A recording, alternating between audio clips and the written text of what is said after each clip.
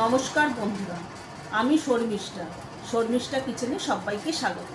আজকে আমি আপনাদের সঙ্গে একটা দুর্দান্ত স্বাদের রেসিপি শেয়ার করছি, মশলা চিকেন। চলুন দেখে নিই কীভাবে বানাই। অনেকে তো অনেকভাবেই বানায়, কিন্তু আমি কিভাবে বানাই চলুন দেখে নিই। এখানে আমি 1 কেজি চিকেন নিয়েছি। চিকেনগুলোকে আমি ধুয়ে পরিষ্কার করে নিয়েছি। এটাকে আমি ম্যারিনেট করে নেব। এখানে আমি পরিমাণ মতো নুন দিয়ে দেবো, আর অল্প একটু হলুদ গুঁড়ো দিয়ে দেবো। হাত দিয়ে আমি নুন আর হলুদটাকে ভালোভাবে মাংসের সাথে মাখিয়ে নেব। নুন আর হলুদ ভালো করে মাখানো হয়ে গেছে। এটা আমি 15 মিনিট রেখে দেবো রেস্টে।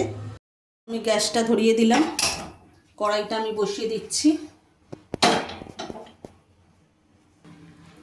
কড়াইয়ের মধ্যে আমি সাদা তেল দিয়ে দিয়েছি। তেলটা গরম হয়ে গেছে। এখানে আমি চিকেনগুলোকে ভেজে নেব, অল্প অল্প দিয়ে নেব। আমি সমস্ত চিকেনটাই আমি এখানে কড়াইয়ের মধ্যে দিয়ে দিয়েছি। এটাকে খুব বেশি ভাজার দরকার নেই, অল্প একটু ভেজেই আমি এটাকে তুলে নেব। আমার চিকেনটা ভাজা হয়ে গেছে, এবার আমি তুলে নেব। দেখতেই পাচ্ছেন চিকেনটা বেশি আমি ভাজিনি। এই তেলটার মধ্যে যে চিকেনের থেকে যে মানে চিকেনের থেকে যে রসটা বেরিয়েছে, এখানে দেখছেন, এখানে তেলটা পুরো সাদা হয়ে গেছে। এর মধ্যে আমি যখন চিকেনটা রান্না করব, এর টেস্টটা আরও দ্বিগুণ হয়ে যাবে। এইটার জন্য এই যে স্যুপ মানে চিকেনের থেকে যে রসটা বেরিয়েছে, দেখুন তেলটা পুরো সাদা হয়ে গেছে। এবার এটার মধ্যে যখন আমি চিকেনটা রান্না করব, এর টেস্টটা দ্বিগুণ হয়ে যাবে। আর চিকেনটা আমি খুব কড়া করে ভাজিনি, হালকা করে একটা কোটের মতো ভেজে নিয়েছি, হালকা করে। এটা ধর, চিকেন ভাজার তেলের মধ্যেই আমি ফোড়ন দিয়ে নেব। এখানে নিয়েছি একটা শুকনো লঙ্কাকে অর্ধেক করে নিয়েছি, গোটা জিরে আছে, গোলমরিচ আছে, আর লবঙ্গ আছে। এটা আমি ফোড়নে দিয়ে দেবো। ফোড়নের থেকে একটা মিষ্টি গন্ধ বেরোচ্ছে। এখানে আমি পেঁয়াজ কুচিয়ে রেখে দিয়েছি, 2টো ছোট সাইজের। এটা আমি দিয়ে দেবো কড়াইতে। পেঁয়াজটা আমি এবার লাল করে ভেজে নেব ভালোভাবে। পেঁয়াজটা ভালো করে ভাজা হয়ে গেছে। এখানে আমি মিক্সিতে 2টো পেঁয়াজ পেস্ট করে রেখে দিয়েছিলাম, সেটাও আমি কড়াইতে দিয়ে দেবো। এখানে ছোট 2টো সাইজের পেঁয়াজ আছে, আমি সেটা মিক্সিতে পেস্ট করে নিয়েছি, সেটা আমি এখানে দিয়ে দিলাম। এবার আমি ভালোভাবে আবার এটাকে মশলাটাকে ভালোভাবে কষিয়ে নেব, ভালো করে মানে পেঁয়াজটাকে ভেজে নেব। আমি 3 চামচ আদা, রসুন আর কাঁচা লঙ্কা পেস্ট আমি দিয়ে দেবো।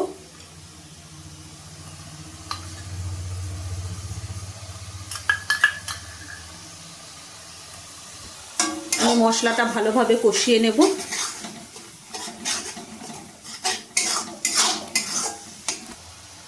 দুটো ছোট সাইজের টমেটোকে আমি কুচিয়ে রেখে দিয়েছি, সেটাও আমি দিয়ে দেবো।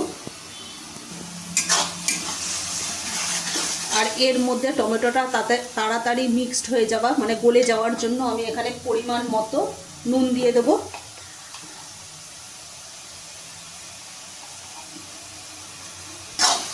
এবার আমি মশলাটাকে ভালোভাবে কষিয়ে নেব। এর মধ্যে কিছু মশলা দিয়ে দেব। আমি 1.5 চামচ হলুদ গুঁড়ো দিয়ে দিলাম, 1 চামচ ধনে গুঁড়ো দিয়ে দিলাম, 1 চামচ জিরে গুঁড়ো, আর 1/2 চামচ গরম মশলা গুঁড়ো দিয়ে দিলাম। এবার মশলাটাকে ভালোভাবে কষিয়ে নেব। এর মধ্যে আমি একটু জল দিয়ে দেবো মশলাটার মধ্যে। এবার আমি ভালোভাবে মশলাটাকে কষিয়ে নেব। মশলাটা ভালোভাবে কষানো হয়ে গেছে, মশলা থেকে কাঁচা গন্ধটাও চলে গেছে। এবার আমি চিকেনটা যে ভেজে রেখে দিয়েছিলাম সেটা আমি দিয়ে দেবো। এবার চিকেনটা দিয়েও আমি মশলার সাথে ভালোভাবে কষিয়ে নেব। দেখুন চিকেন মশলাটা কত সুন্দর।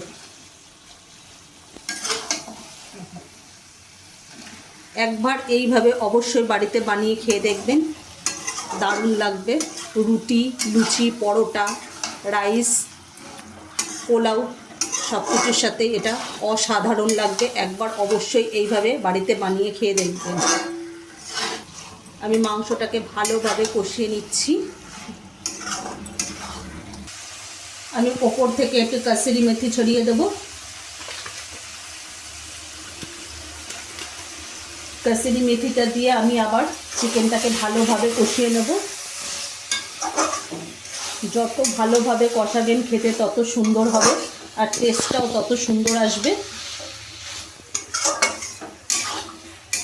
আমার চিকেনটা ভালোভাবে কষানো হয়ে গেছে। এখানে আমি অল্প একটু জল দেব। চিকেনটা প্রায় 60% মতো সেদ্ধ হয়ে গেছে। আমি অল্প একটু জল দেবো ওর মধ্যে, দিয়ে আর একটু চিকেনটাকে ভালোভাবে সেদ্ধ করে নেব। এবার আমি ভালোভাবে নাড়িয়ে এবার ঢেকে দেব। আমি 5 মিনিট পর ঢাকাটা খুলে দেখে নেব যে চিকেনটা ভালোভাবে সেদ্ধ হয়েছে কিনা।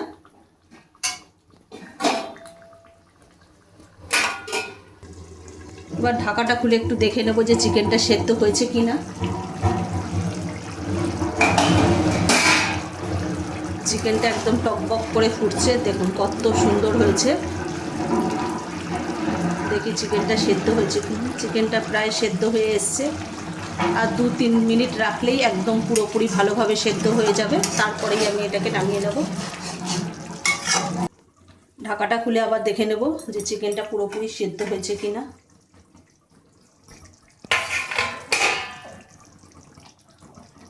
এবার চিকেনটা পুরোপুরি সেদ্ধ হয়ে গেছে, এবার আমি নামিয়ে নেব। আমার চিকেন মশলা একেবারে রেডি। আচ্ছা, যদি আমাদের এই চিকেন মশলার রেসিপিটা যদি ভালো লেগে থাকে তাহলে লাইক, কমেন্ট, শেয়ার এবং সাবস্ক্রাইব করতে ভুলবেন না। আর অবশ্যই এভাবে বাড়িতে বানিয়ে খেয়ে দেখবেন।